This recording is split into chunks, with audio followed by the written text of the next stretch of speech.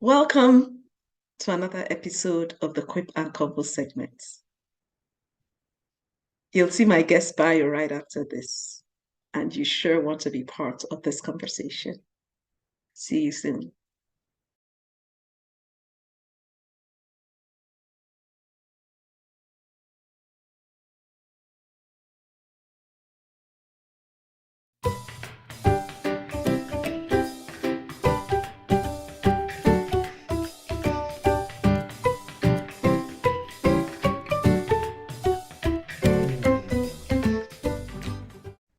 Welcome back to the Quip Corner with Pastor Wumi.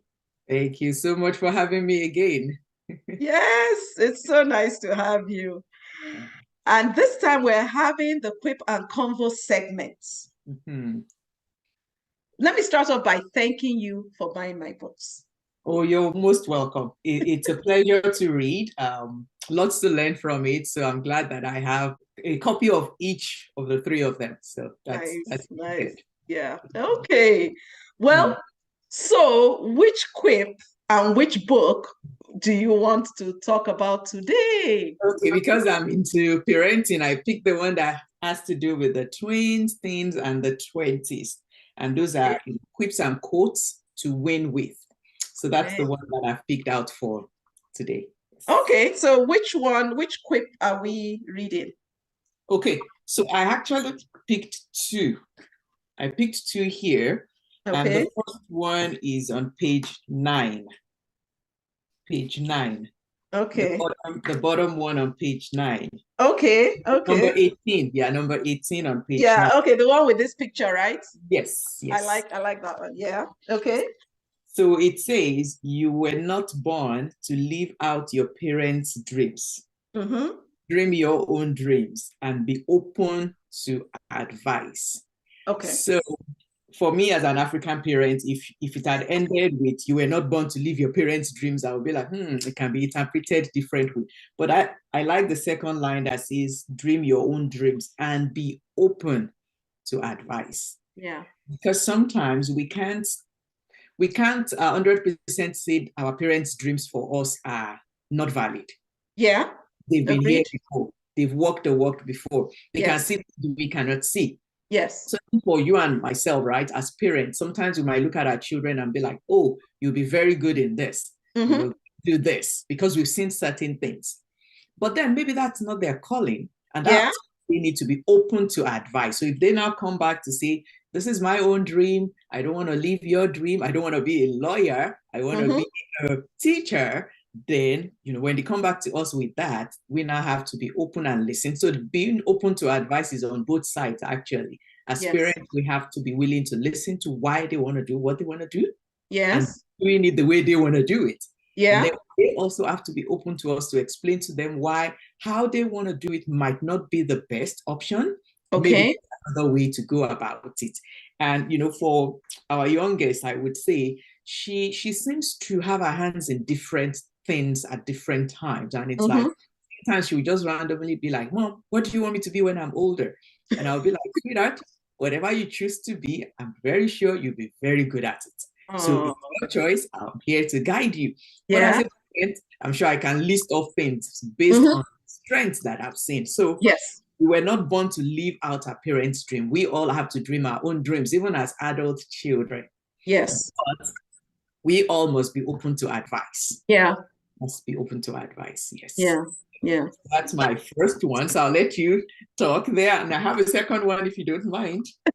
Okay, but the interesting thing about living about our parents' dreams is unfortunately, sometimes we have parents who are like, well, I'm a doctor, therefore thou shalt be a doctor. Yeah, it's my way or the highway. Exactly. And then we also have parents who are like, I always wanted to be a doctor. I couldn't become a doctor. Yeah. Therefore, my dear child, sentimental blackmail. Sentimental blackmail.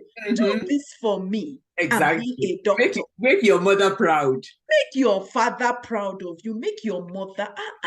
Let me rejoice in you. Let me become Mama Doctor. Yeah. Advice do you have for parents who are on either side, be like me or be what I couldn't be? As a Christian parent, what I always tell myself is I'm actually a guardian. God gave these children to me to take care of them for him. Yeah. He knows the final destination of every one of us. He knows, I compare them to arrows in the hand of a mighty man. They got shot into a certain, so our children will get shot into certain careers, profession, places, even geographically. When they get to that destination, will they be fulfilling the purpose for which God created them? So our job as parents, or our role in their lives, is to guide them. Yeah. Guide them in the right path to be, a responsible human being, a productive human being, respectful, godly, and all of that. Now, whatever profession they now choose, we might not 100% agree with it. Yeah. But we have to let them make some decisions, because guess what? They are the one that's going to do that job at the end of it. The certificates, it's going to bear their name. Whatever profession they pick, if it's something that is night shift, they are the one that's going to stay awake all night. That's right. If it's something that involves traveling a lot, they are the ones that are going to do it. One thing that I believe for us as immigrant parents, African parents, is definitely we won't allow mediocrity. We won't allow laziness. You have to maximize your potential. You have to use all your giftings in one way or the other. Yeah. To show yourself approved, right? Or to God and even unto men. So don't let them rest in laziness when they know they can do better, right? Like, I know you can do better in this thing. If you put these distractions away, if you put certain things away, you can do better. So focus on that better. Keep doing better every step of the way. And let's see what your final, even some universities give you 1 year to make a decision on what you want to see. So take all of this bunch of classes and see which one is your strong point. And that is where open communication is very, very important. With our children, we're guiding them. We're listening to them. As they're even getting older, we need to learn to listen more than we talk. Because in listening, we get the ideas behind why they want to make that decision. And then we can get them, further with that. Yeah. Okay, thank you. That's very, very helpful. Okay, well, and then you said you wanted to talk about another quip? Yes, so there's the second one. It's on page 13, number 23 on page 13. And yeah.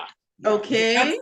That's very important also for everyone. It says, so do you want to read it out? Yes, I'll read it from here. Yeah, it says, ensure that you are not befriending people you should be defriending, and vice versa, because it will impact how things end up for you. So, because this book is for, youths, I'll call them youths, tweens, teens, and 20s, the kind of friends we keep right now kind of follows you every step of the way. So there are friends that like to go hang out when they should be studying, then you end up hanging out instead of studying. If they're the friends, like I say to, my girls when they started we want to go to the mall to hang out. I say, okay, who are you hanging out with in the mall? Yeah. So they are not shoplifting. Yeah. Make sure they're not vandalizing. Yeah, make sure they're not vandalizing. Make sure they're not shoplifters. True. Make sure their character is good. True. Because if you walk into a store with them and something goes missing when you guys walk out, it is all together. You're all together. So be careful who you're befriending. Sincerely, there are some friends that we all don't need. What God asks us to do is to love people as ourselves. But with that loving others as ourselves, we also have to figure out what impact do they have on me. Does it negate my moral values? Does it negate my spiritual beliefs? What kind of friends? There are people that are supposed to be our acquaintances. It's just a hi, how are you doing? And that's it. You don't need to be discussing your secret decision-making with them, because they will definitely deflect you. So we should be defriending. We need to know. And I like how you use defriending here. Like, befriend, because you befriended them. So you have to go back and defriend them, so that it won't deflect you from where your purpose really is. So definitely impact how things end up for us. Yeah. And when people ask me what my values in life are, friendship is one of them. And friendship is something I continue to say that I learned from my parents. As an example, there's one of my mother's friends. And when I talk about my mother's friend, my mother passed over 30 years ago. Yeah. But this friend of my mother was there beside me for each child I had. Oh, God bless her. And to today, she sends happy birthday greetings for every member of my family, as my mother would have done for me. Wow. Wow. So I learned about friendship from my parents. My father's friends, in fact, it was when we were celebrating one of my father's birthdays that he found out that he and his friend share a birthday. But that friend left his own celebration to come celebrate mine. Wow. So I learned about friendship from my parents. And that's one of the conversations my husband and I have, because when I befriend a person, it's hard to defriend them. But I've had to grow up and learn to keep going. Set boundaries. Yeah. Exactly. So what advice do you have for even us as adults when it comes to defriending those people that may be deflecting us from what God has for us? As for us, I think the first step would be, what are you sharing with them? Because whatever you're going through, until you say it to someone, because we are humans, we're not spirits, they can read the expression on your face and feel, oh, you're bothered about something, but you still have to say it for them to know. And I learned this the hard way my first year away from home, that whatever you don't want heard in public, don't share it with anybody. Yep.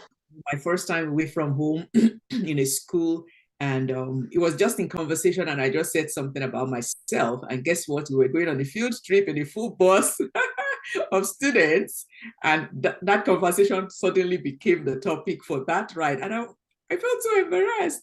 I was from a small town, and I didn't know a lot of people. I moved to that bigger city, right? So I learned that the hard way back then, that and that's kind of a rule of thumb for me. Like my test of being friends with you is how much of what I tell you as Christians, as a prayer point, right? How much of it I hear somewhere else. So one rule to keep in mind is that, as we're forming our friendships, do the litmus test. Whatever I've shared with this, I watched something funny the other day that, the angel talking to someone about, you're a liar. And she said, no, I don't lie. I said, well, everybody that shares their burdens with you, you said, I'll pray for you. I'll keep you in prayer. But we have no record in heaven of your voice. You did that. So that's another way to test it. Is this person on the other side? Are they just feeding off of you all the time? Yeah.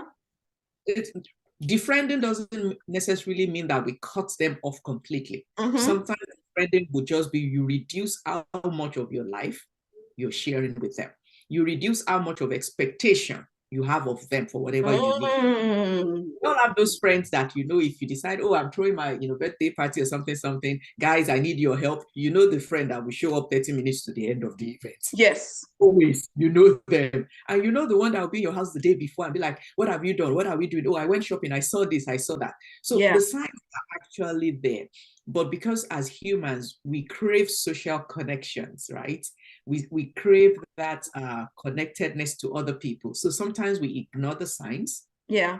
And we hold on because it's almost 4 p.m. today. It's Saturday. Nobody has called me. Let me call somebody. That kind of behavior. So sometimes indirectly we put ourselves out there to be hurt. And when that happens, we now have to, with wisdom and with love still for that person, gradually pull back. And if they're a person that you both expect a lot from each other, then you can call them and be like, sis, bros, what's going on? I noticed this.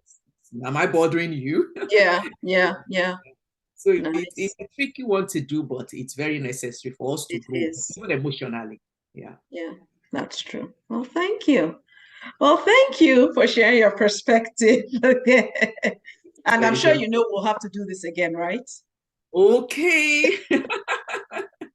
If you say so. As the Lord keeps us, for sure. Thanks again. God bless you. Thank you so much for having me. God bless you too. You're welcome. It was nice chatting with Pastor Wumi. And yes, she did talk about a second quip. You'll need to stay tuned and maybe even subscribe to this channel so that you watch the second part of the video. You take care and God bless you. Bye now.